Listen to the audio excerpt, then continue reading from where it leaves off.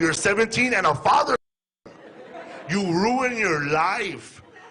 I wish I was smart enough to tell my mom, no, lady, you f***ed up your life. You're 35 and you're a grandma now. You are going to babysit for free. He won Last Comic Standing. He has a successful podcast called What's a Fool, and he's bringing the funny to Las Vegas. Welcome, comedian Felipe Esparza. What's up, fool? What's up, fool? Is that the line that fans come up to you and say all the time? Yes. That your signature line? When I grew up, everybody would greet themselves and say, what's up, fool? So I just took it, ran with it. Is that how you greet your family? We're just talking about, we have actually very similar backgrounds and come from similar families, and we're like, but we don't really speak Spanish in our families. We just say, kind of nod and say, bueno. Yeah, like my mom, like, she speaks English. She don't speak English. She understands every word of English. Like, I speak to her in English. She responds in Spanish. But you understand her. Yeah. That's so funny. Where did you grow up? Where was I grew up in Boyle Heights. I grew up in a gated community. The windows were gated. The back door was gated. Very fancy. How did you know, though? Did you know at that young age that comedy was going to be it for you, or did you just fall into that? How did that happen? Well, I used to watch a lot of comedy shows that were in Spanish growing up, and later on I started watching more shows like Saturday Night Live, Rodney Dangerfield, and I found love with comedy. But Rodney Dangerfield, what was his I got no respect. Wow, look at that. No respect. How has touring been for you? We were just talking about your schedule. You're literally on a plane tonight out of here. Yeah, and then tomorrow I fly to D.C. So what's that like for you? Do you take your son with you when you go on tour? Oh, no, I go alone. You go alone? They don't want to travel. No, it's tough living the life with a famous dad. Yeah, sometimes I lose my key in a hotel room, and when I go back to get another key, they ask me, what's your room number?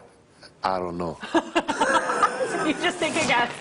Give me anyone. I forgot already. I'm sorry. We were talking about your vegan diet. You are newly vegan. Well, 7 years you've been vegan. How did that happen?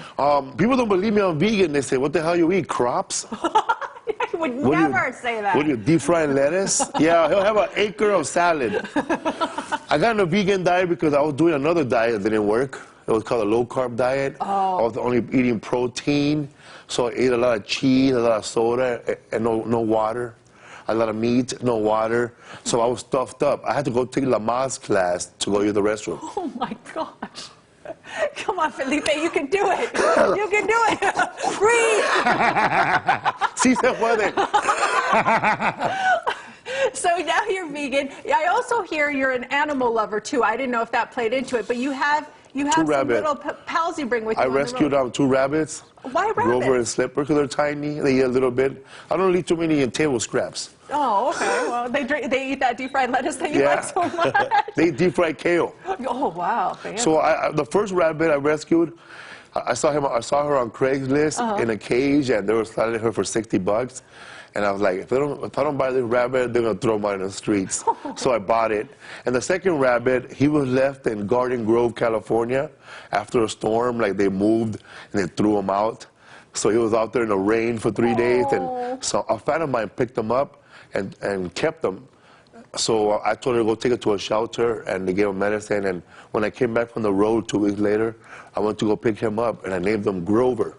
Like the guy from Sesame Street? No, because he was left in Garden Grove. Oh, Grover. Oh, okay. And he was roaming around. So.